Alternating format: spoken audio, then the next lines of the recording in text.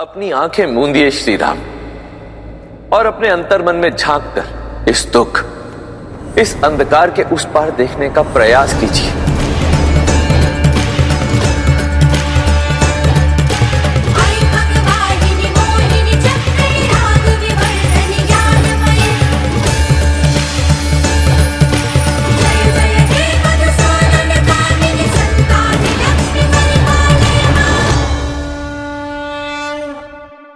सीता, देवी लक्ष्मी। हाँ श्री राम, देवी सीता वैकुंठ में आपकी प्रतीक्षा कर रही हैं। अब आप मेरे नेत्रों में झांक कर अपना परिचय खोजने का प्रयास कीजिए।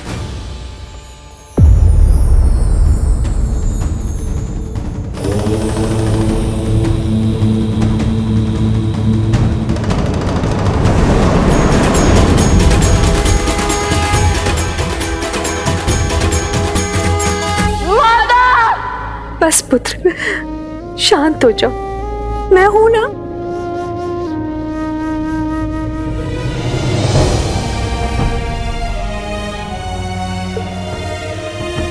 इस विलाप का अंत करो पुत्रों। देखो, दादी माँ है ना तुम्हारे पास। राम परिवार के लिए यह स्थिति बड़ी ही दुखदाई है, किंतु ऐसी विकट घड़ी में जब परिवार साथ खड़ा होता है, एक दूसरे को संभाल देता है, तभी मन से उस पीड़ा से उठ पाता है। अब हम सबको मिलकर यही साहस प्रभु को भी देना होगा। यदि हम उनके सामने टूटे तो प्रभु तो बिखर ही जाएंगे। माता के जाने का दुख तो असहनीय है, किंतु स्मरण रहे, हमारे सिर से एक माता के स्नेह का आंचल उठा है। 3 माताओं की ममता अब भी हमारे साथ है। और यही क्यों, हम सब मिलकर संभालेंगे तुम्हें। तुम्हारा ये ज्येष्ठ भाई हनुमान संभालेगा तुम्हें। तुम्हारे चाचा श्री ये संपूर्ण परिवार संभालेगा तुम्हें। इसलिए तुम अपनी चिंताएं छोड़ो और प्रभु की सुध लो। उनके मन का संताप अग्नि का ताप बनकर संसार के ऊपर बरसने को है। देवी सीता वैकुंठ में आपके लिए प्रतीक्षारत है नारायण।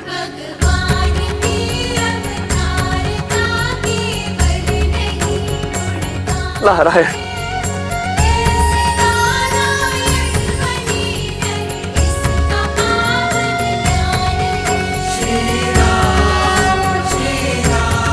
कितना सुंदर और अविस्मरणीय क्षण है ये। महादेव अपने परम मित्र नारायण से वर्षों पश्चात भेंट कर रहे हैं। धन्य है यह क्षण, और धन्य है हम सभी जो इस मधुर क्षण का साक्षी बनने का हमें सौभाग्य प्राप्त हुआ।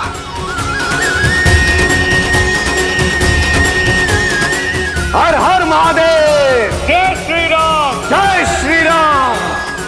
श्री राम अवतार में आपके जीवन का एक बड़ा उद्देश्य अभी शेष है श्री राम। आप राम राज्य की स्थापना करना चाहते थे।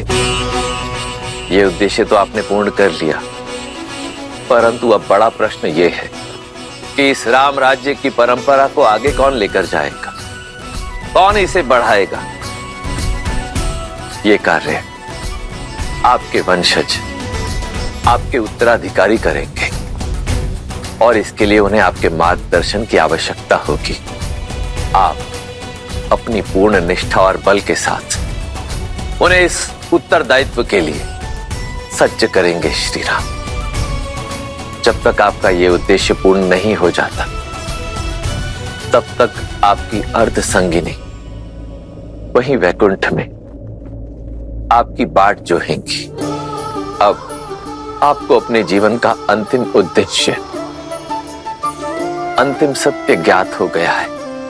अब आप अपने पूर्ण बल और निष्ठा के साथ अपने इस दायित्व का वहन कीजिए और निश्चित कीजिए कि आप और देवी सीता शीघ्रातिशीघ्र वैकुंठ में पुनः मिले। महादेव, ब्रह्मदेव, आप दोनों ने आज मुझे बहुत बड़ी भूल करने से रोका है। मुझे उचित मार्ग दिखाकर, मुझे अपना सत्य बताकर, मुझे अपने कर्तव्य का आभास करवाया है, और इसलिए मैं आप दोनों का आभारी हूं। परंतु मैं इस स्मृति के साथ नहीं रहना चाहता। इसे मैं अपने अंतर मन की अनंत गहराई तक सीमित करना चाहता हूं। नियति द्वारा निर्धारित उस क्षण की प्रतीक्षा करना चाहता हूं जहां सिया राम का मिलन शेष है, और तब तक मैं उसी छाव की प्रतीक्षा में अपने सभी उत्तरदायित्व को निभाना चाहता हूं। श्री राम श्री राम श्री राम श्री राम, आदर्श और मर्यादा की है ये कथा महापावनम। काट मद श्री से मिलाने श्रीमद् रामायणम। चलिए हनुमान जी, हमें शीघ्र अतिशीघ्र पिताश्री के पास जाना होगा, अन्यथा कहीं उनकी क्रोधाग्नि पूरे संसार को भस्म ना कर दे।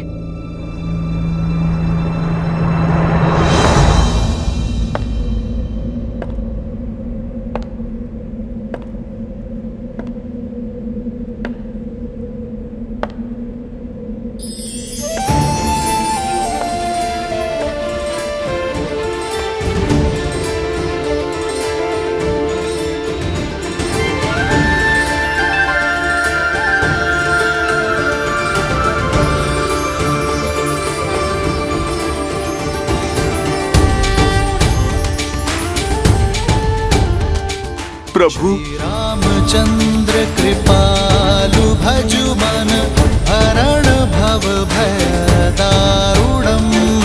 नव कंज लोचन कंज मुख कर कंज पद कंजारुणम। कंदर्प अगणित अमित छवि नव नीला नीरज सुंदरम। पटपीत मानहु दड़ित रुचि सुचि नामि जनक सुतावरम। श्री राम राजा राम, श्री राम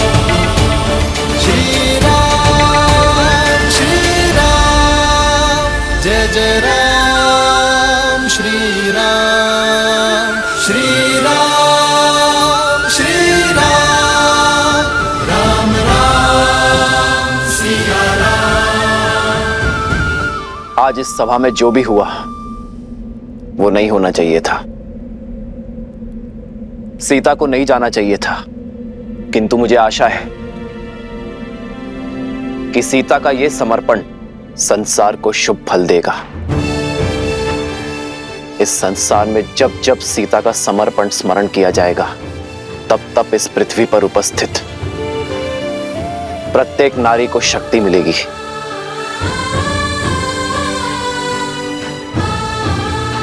सीता के इस बलिदान को सृष्टि आत्मदाह से नहीं, आत्मसम्मान से जोड़ेगी। स्त्री शक्ति का उदाहरण मानेगी। एक नारी को समाज में सर्वोच्च स्थान दिलाने की पहल के रूप में देखेगी। और मुझे प्रसन्नता है इस बात की कि रघुकुल की जिस परंपरा को आज तक ये वंश निभाता आया है, सीता ने उस परंपरा को कलंकित नहीं होने दिया। सीता और उसके साहस का जितना बखान किया जाए उतना कम है। सीता के आगे तो ये राम भी कुछ नहीं। इसलिए आज मैं ये घोषणा करता हूं कि संसार में जब जब राम का नाम लिया जाएगा तो उससे पूर्व सीता का नाम जोड़ा जाएगा। मेरे नाम से पहले मेरी सिया का नाम आएगा। मैं सियावर के रूप में पहचाने और पुकारे जाने पर अधिक गर्व और आनंद की अनुभूति करूंगा। सियावर रामचंद्र की, सियावर रामचंद्र की, सियावर रामचंद्र की, सियावर रामचंद्र की। जय सियावर जय। रामचंद्र की जय। एक राजा होने का धर्म तो मैंने निभा दिया, एक पुत्र का धर्म भी संपूर्ण किया, एक पति का धर्म भी पूरा हुआ। किंतु अब समय आ गया है कि मैं सभी बंधन तोड़ पिता धर्म को निभाऊं, अपने पुत्रों का पालन पोषण करूं, रघुकुल के वंशज को आने वाले कल के लिए सज्ज करूं। होई सोई जो राम रचि राखा, को करी तरक बढ़ावे साखा। सिया राम जय जय राम। अब जब नर रूपी नारायण अपना सत्य जान चुके हैं, तो क्या इसका प्रभाव उनके निर्णयों और उनके जीवन यापन पर नहीं पड़ेगा? अपने बल का भान होने के पश्चात जो अहंकार की भावना से ग्रसित हो जाए वो नर होता है देवी, नारायण नहीं। मैं मानता हूं कि अपने मानव स्वरूप में अपनी शक्तियों का भान होने के पश्चात, इस सत्य का ज्ञान होने के पश्चात एक साधारण मनुष्य के रूप में जीवन यापन करना श्री राम के लिए अत्यधिक कठिन होगा। परंतु समझ लीजिए, यही है मेरे श्री राम की अग्नि परीक्षा, क्योंकि अब तो दायित्वों में उद्देश्य का रंग भी घुल गया है। संसार में नारायण से बड़ी कोई शक्ति नहीं देवी, और मर्यादा पुरुषोत्तम श्री राम से बड़ा किसी का उत्तरदायित्व भी नहीं। इसलिए मुझे पूर्ण विश्वास है देवी कि श्री राम अपने उत्तरदायित्वों का वहन उसी दक्षता से करेंगे जिस दक्षता से वो करते आए हैं। श्री राम श्री राम श्री राम श्री राम। महाराज,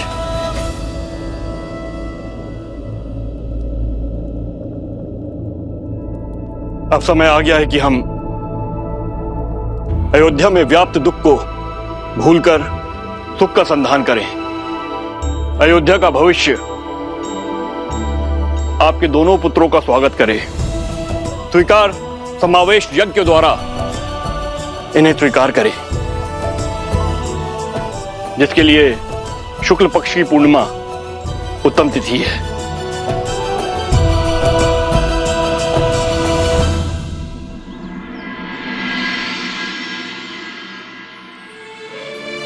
माता, आपकी ममता की शीतल छाव को छोड़े 2 पूर्णिमाएं बीत चुकी हैं, किंतु आपके प्रेम के बिना हमारे लिए हर रात्रि अमावस्या ही है। मन को समझाने का बहुत प्रयत्न करते हैं माता, किंतु तो आपकी स्मृतियां जाती ही नहीं है। पिताश्री की ओर से हर सुख, हर सुविधा पा रहे हैं हम, किंतु तृप्ति नहीं मिलती। माता का स्नेह और पिता का मार्गदर्शन जो हमें आपसे मिलता था, वही पिताश्री दे रहे हैं हमें। परंतु आपकी ममता आपके अतिरिक्त और कौन दे सकता है? माता, आज आपके पुत्रों को उनका उचित स्थान मिलने को है। वो अयोध्या के राजकुमार बनने को है। हमारे समावेश यज्ञ के लिए पूरी अयोध्या उत्साहित है, किंतु आपके बिना हम ये यज्ञ कैसे कर सकते हैं? रघुकुल का अंग कैसे बन सकते हैं? मन नहीं करता हमारा आपके बिना इस सम्मान को स्वीकार है, किंतु संस्कार प्रेम के आड़े आ रहे हैं माता। वो संस्कार जो अपनी प्रसन्नता का मोह छोड़ संसार के सुख का ध्यान रखने की शिक्षा देते हैं, किंतु संसार की प्रसन्नता के लिए हम ये यज्ञ अवश्य पूर्ण करेंगे माता। माता, आपके पुत्र राजकुमार का वेश धारण करेंगे, किंतु मन से सदा ऋषि कुमार रहेंगे। वन देवी के संस्कारों से ओतप्रोत ऋषि कुमार। लवकुश, पिताश्री,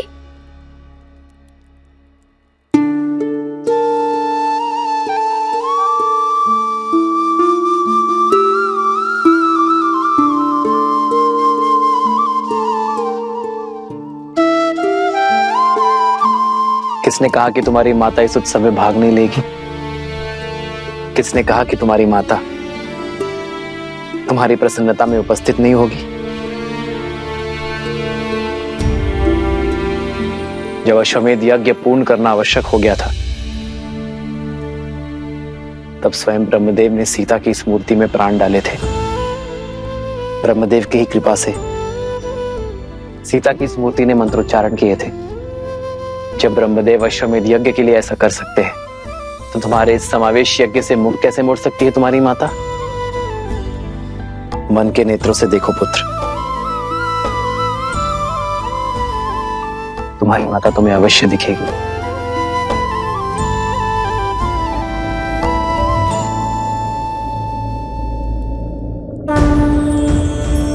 तेरी ज्यादा का लवकुश,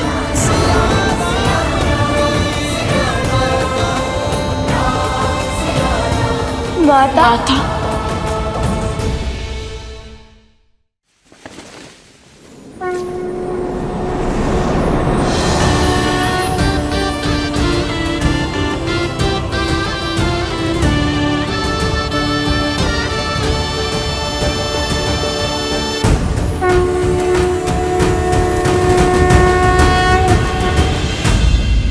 ओम संस्कार स्वीकार समावेश यज्ञो परम पवित्रम प्रजापते सहजम पुरुस्तात् आयुष्यमग्रम प्रतिमुंच शुभ्रम स्वीकार समावेशाय बलमस्तु तेजाः।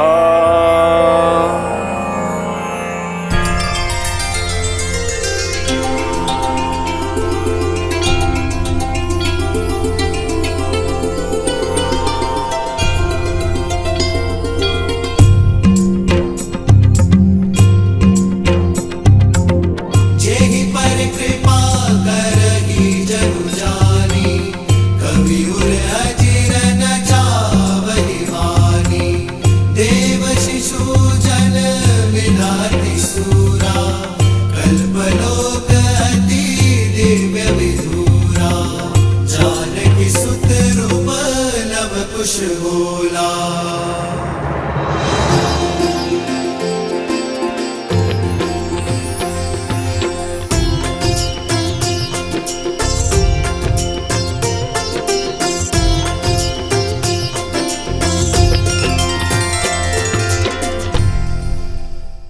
मैं ऋषि वशिष्ठ कुमार लव और कुश को इक्ष्वाकु कुल में समाहित करता हूं। आज से रघुवंश के वंशज ऋषि कुमार नहीं, राजकुमार लव और कुश के नाम से जाने जाएंगे।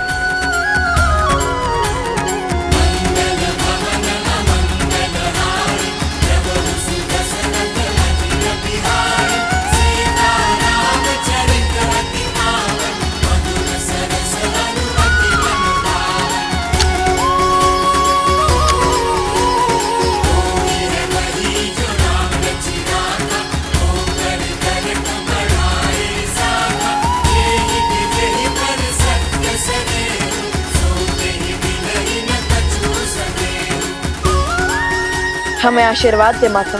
हमें आशीर्वाद दे माता।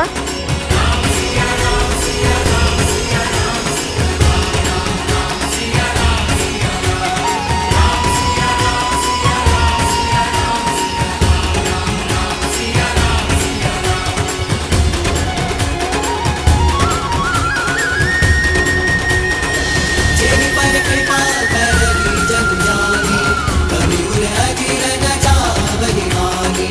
देव शिशु जन विधाति सूरा, कल्पलोक अति दिव्य विधूरा। निकुंज सूरज निकुंज चंद्रा, तेरे सियाने सुख आनंदा। एक एक आव यम जल मुगदा, जानकी सुत रूप लव कुश बोला। सीता तुमसे अत्यंत आनंदित है पुत्रों। उसका आशीर्वाद सदा तुम्हारे साथ रहेगा। जेहि पर कृपा करहि जनु जानी, कवि उर अजिर न चावहि वानी। देव शिशु जन विधाति सूरा, जानकी सुत रूप लव कुश बोला। अद्भुत लग रहे हैं आप दोनों भैया। अब तो अति आनंद आएगा। हम सब यहाँ महल में अत्यंत कोलाहल बचाएंगे। अब तो महोत्सव होना चाहिए। हाँ माता, अद्भुत आनंद आएगा। आप चलिए, हम सज्जा करते हैं। नहीं हनुमान, लवकुश, तुमने अपने गुरु से उचित शिक्षा पाई, अपनी माता से सर्वोच्च संस्कार पाए, किंतु रघुकुल की परंपरा को निभाने के लिए ये पर्याप्त नहीं है। तुम दोनों सभी भाइयों से ज्येष्ठ हो और इसी कारण तुम्हें स्वयं को इस प्रकार सज्ज करना है कि अपने भाइयों के साथ मिलकर तुम केवल अयोध्या ही नहीं बल्कि रघुकुल की परंपरा को और महान बना सको, इस कुल को और आगे लेकर जा सको। और ये शिक्षा तुम्हें मुझसे नहीं, स्वयं से पाओगे, अपने कर्मों से, अपने प्रयासों से उसे सहेजोगे। और ये शिक्षा प्राप्त करने के 3 मार्ग हैं, जिसमें से एक तुम्हें चुनना होगा। पहला मार्ग है गुरुकुल, जहां गुरु के सानिध्य में तुम शिक्षा और संस्कार पाओगे। दूसरा है अयोध्या, यहां तुम अपनी शिक्षा पूर्ण करो, प्रशासन का अनुभव लो। सर्वप्रथम प्रजा को जानना, उनकी पीड़ा, उनकी समस्याओं को समझना आवश्यक है। और इसलिए तीसरा मार्ग है कि तुम सभी समस्त आर्यवर्त का भ्रमण कर अपने अपने अनुभवों से शिक्षा प्राप्त करो। हम गुरुकुल जाएंगे प्रभु, वहाँ गुरुओं से शिक्षा पाकर प्रजा की सहायता करने के योग्य बनेंगे। हाँ महाराज, गुरुकुल से हमें अपने कर्तव्यों को समझना और उन्हें पूर्ण निष्ठा से संपूर्ण करने का अवसर मिलेगा। अंगद, चंद्रकेतु, तुम्हारा निर्णय उचित है। मेरी कामना है कि तुम्हारा मार्ग सफल हो। यह यात्रा तुम्हारे जीवन की सबसे महत्वपूर्ण मोड़ सिद्ध होगी। और हम अयोध्या में रहेंगे महाराज, और आपके सानिध्य में प्रशासनिक शिक्षा लेंगे, जगत कल्याण करने का मार्ग सीखेंगे। उचित कहा, अयोध्या के आपके समीप रहे तो जीवन का हर गुण सीख जाएंगे हम। अति उत्तम सुताक्ष, तुम्हें और सुभाव को यह अनुमति है। और लवकुश, तुम दोनों का क्या चयन है? हम आर्यवर्त वर्ष का भ्रमण करेंगे, आर्यवर्त की भिन्न भिन्न भाषाएं, बोलियां, वस्त्र देखेंगे, प्रजा की बाधाएं, चिंताएं और देख विविधताएं समझते हुए हमने ये निर्णय लिया है। आज मैं स्वयं आर्यव्रत को अपने भ्रमण से जाना था, इसलिए हम भी आपका अनुसरण करेंगे। और यात्रा तो शिक्षा और अनुभव पाने का एक सबसे उत्तम मार्ग है। साधु लवकुश, तो ये निश्चित रहा, तुम दोनों कल ही आर्यवर्त के भ्रमण पर निकलोगे और समस्त आर्यवर्त की परिक्रमा करके ही अयोध्या लौटोगे। पर पुत्र, अभी अभी तो लवकुश का समावेशन पूर्ण हुआ है। अभी अभी तो। क्षमा चाहता हूँ माता, किंतु अयोध्या के पास इतना समय नहीं है। हाँ, किंतु राम। पिताश्री उचित कह रहे हैं। हमें शीघ्र ही कार्यभार संभालना चाहिए। ये क्या महादेव, श्री राम सबको स्वयं से दूर क्यों भेज रहे हैं? हनुमान, शत्रुघ्न, भरत सबको अयोध्या से बाहर जाने का आदेश क्यों दे रहे हैं? मेरे शब्दों को स्मरण कीजिए देवी। श्री राम को उस सत्य का ज्ञान हो चुका है जिसके विषय में अन्य कोई नहीं जानता। उनके उत्तरदायित्व बहुत अधिक बढ़ चुके हैं। उन्होंने सबको अयोध्या से जाने का आदेश क्यों दिया है, इसका कारण भी आपको शीघ्र ही ज्ञात हो जाएगा।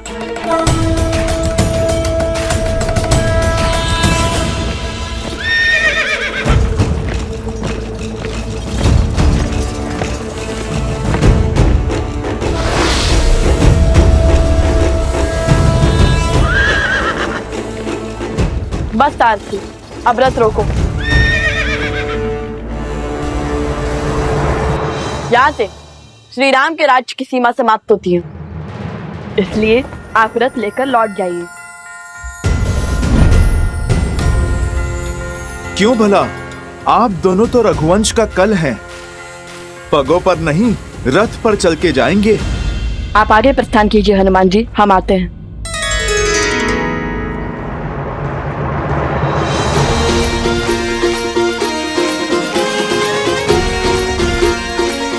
साथी,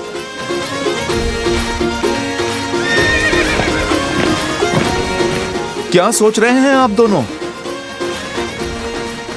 और ये क्या है? तनिक पग तो बढ़ाइए, हम आते हैं।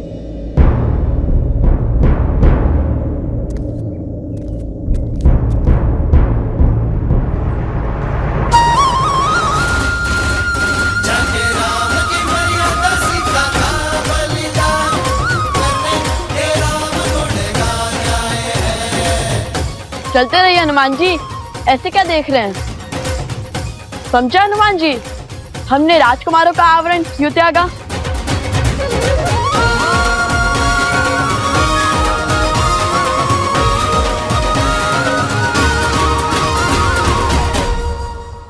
बताइए ना, आप तो बड़े हैं, उस छोटे भाइयों की हर बुद्धिमानी और अटखेली समझते हैं। अवश्य, यदि आप सबको अपना सत्य बताएंगे तो कभी भी आप जनता का वास्तविक सत्य समझ नहीं पाएंगे। आर्यवर्त वर्ष की विविधताएं और दुविधाएं समझने के लिए आपको दो सामान्य ऋषि कुमार बनकर ही सभी से मिलना होगा। जब ऋषि कुमार संसार से मिलेंगे तो फिर सभी का व्यवहार भी सामान्य ही होगा। आपके ज्ञान में वृद्धि होगी। 60%। साधु संत के तुम रखवारे, असुर निकंदन राम दुलारे। जय जय जय हनुमान गोसाई, कृपा करहु गुरुदेव की नाई।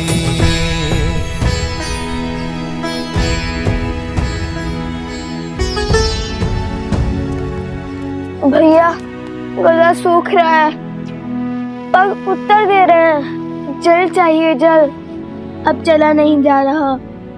मैं अभी प्रबंध करता हूँ। हनुमान जी, हनुमान जी, हनुमान जी, हम जानते हैं कि यदि आप चाहें तो साक्षात गंगा नदी को यहाँ लाने का सामर्थ्य रखते हैं, किंतु पिताश्री ने आपको हमारी सेवा के लिए नहीं, हमें संबल देने के लिए यहाँ भेजा है। ये हमारी यात्रा है और इसमें आए हर समस्या को हम दूर करेंगे, और यदि आप सहायता कर देंगे तो हम कैसे सीखेंगे?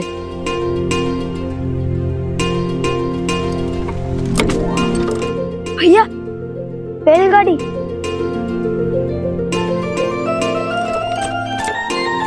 इनके पास जल अवश्य होगा। चलो कुश।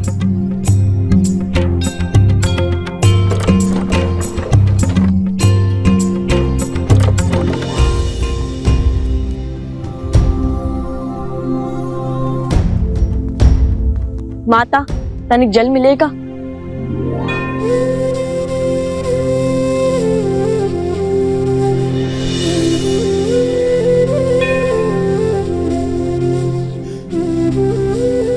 धन्यवाद।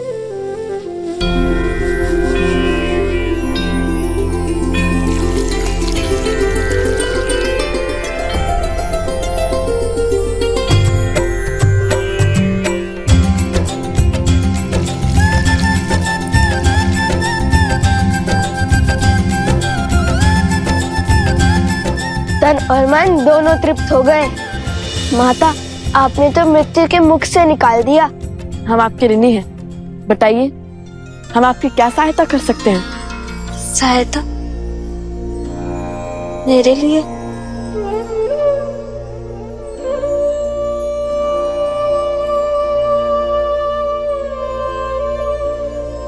माना कि हम साधारण ऋषि कुमार हैं, किंतु अपने वचन के पक्के हैं।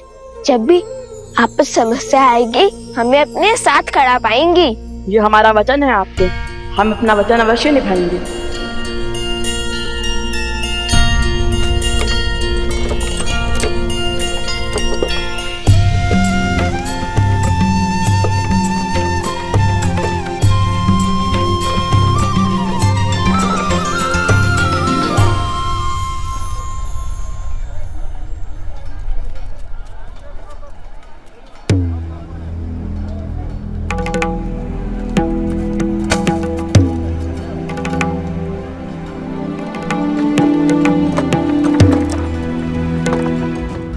और स्वर्ण की बात है, जो दे जाएगा वो ले जाएगा इसे।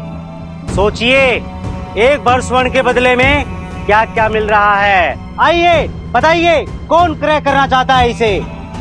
ये क्या हो रहा है? संभल कर, हम अयोध्या में नहीं हैं।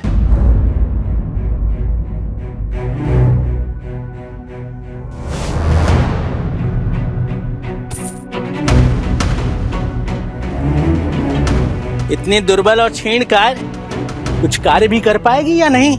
अरे ये सब चाल है इसकी, ताकि इसे कोई क्रय न कर सके और इसे काम ना करना पड़े। देखिए कितनी कृषकाएं है, किंतु है बड़ी बलवान।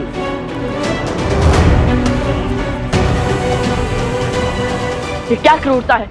एक स्त्री पर हाथ उठाते हुए लज्जा नहीं आती तुम्हें? कहीं विदेश से आए हो? यहाँ कोई क्रूरता या नीति नहीं हो रही है, नियम है इस राज्य का। इसने हमसे ऋण लिया था, अब ऋण नहीं चुकाया तो दंड तो मिलेगा ना। और जब ये अपने पति का दुख सहन नहीं कर पाई तो इसने स्वयं अपने आप को बेचने का निर्णय लिया। अब कोई और इसे क्रय कर मुझे पुनः बेचे, इससे तो उत्तम है ना मैं स्वयं ही इसे एक भर स्वर्ण में क्रय कर लूं। और इसमें तुम्हें क्या समस्या है? आप मुझे क्रय कर लीजिए, मैं दासियों की भांति सारा कार्य करूंगी। बस मेरे पुत्र को मेरे साथ लेके चलिए।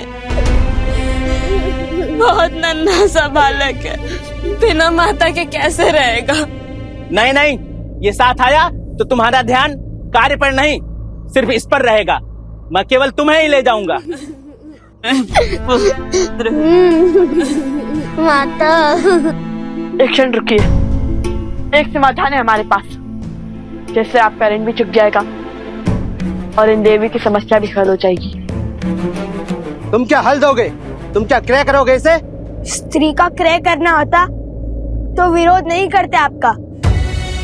आपको दास का ही कार्य करवाना है ना, तो हम सज्ज हैं, ले चलो हमें।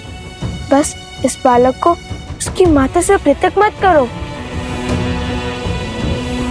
हाँ, हम बनेंगे तुम्हारे दास।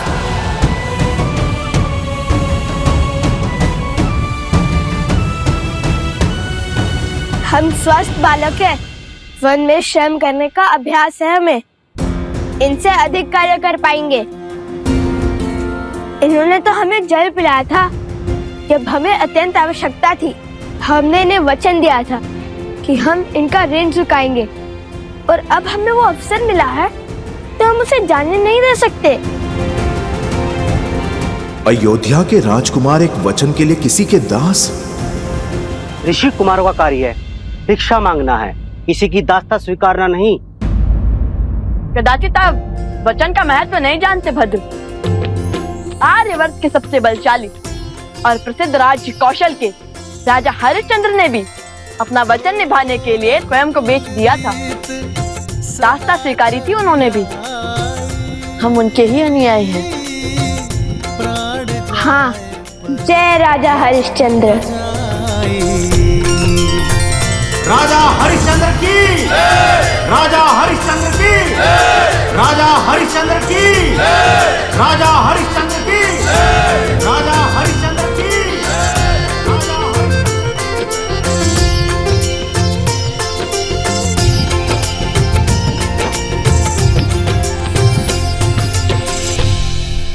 धन्यवाद राजश्री विश्वामित्र।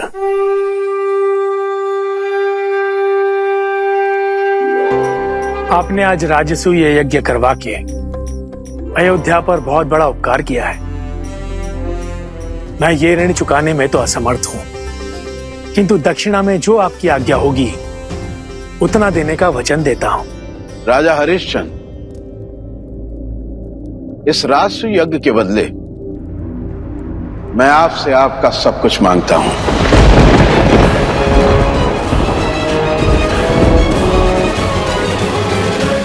हर वो वस्तु जो आपके अधिकार में है, आपकी संपत्ति, बस आपकी पत्नी, पुत्र और आपके अतिरिक्त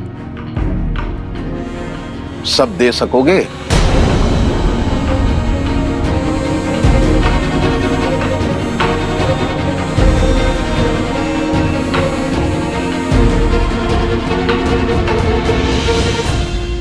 सूर्यवंश की संतान अपने वचन से फिर नहीं सकती ऋषिवर। मैं हरिश्चंद्र सूर्य के तेज को साक्षी मानकर अपनी पत्नी शैव्या और पुत्र रोहिताश्व के अतिरिक्त अपनी संपूर्ण संपत्ति, राज्य, अधिकार इसी क्षण आपको सौंपता हूं।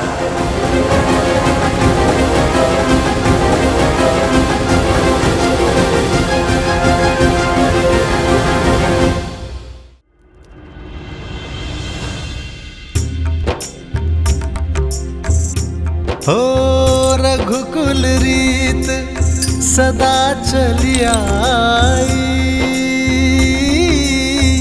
प्राण जाए पर वचन न जाई।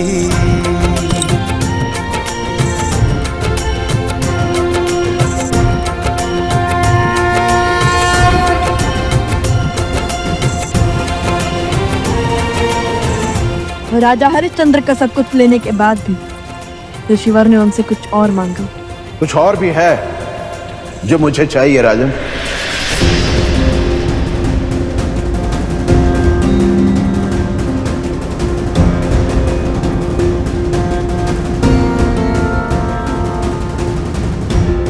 रिक्त हो गया हूं ऋषिवर, अब राजा भी नहीं रहा। कुछ नहीं है मेरे पास, किंतु वचन से बद्ध हूं। कहिए क्या इच्छा है आपकी ऋषिवर? यदि वश में हुआ तो पीछे नहीं हटूंगा। मुझे अपने दंड के भार की स्वर्ण मुद्राएं और चाहिए राजन।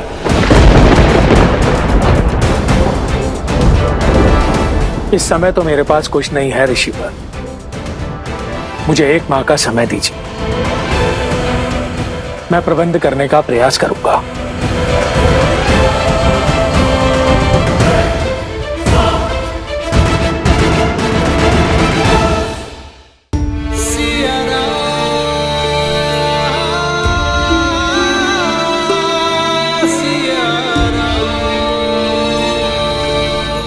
लवकुश की ये यात्रा केवल अनुभव और शिक्षा अर्जित करने तक सीमित नहीं है सीते, ये उनके दिग्विजय का शंखनाद है। अब तो बस एक ही आस शेष है सीते, कि हमारे पुत्र रघुकुल की मर्यादा निभाए,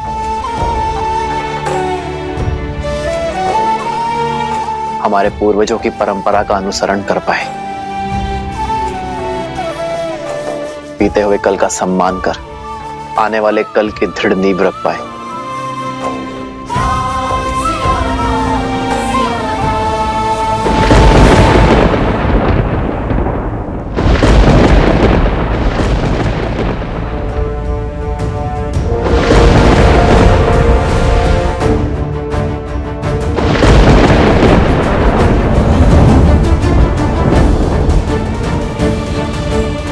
लगता है वियोग का दंश समाप्त होने को है सीते, ये राम शीघ्र ही तुमसे मिलने को है।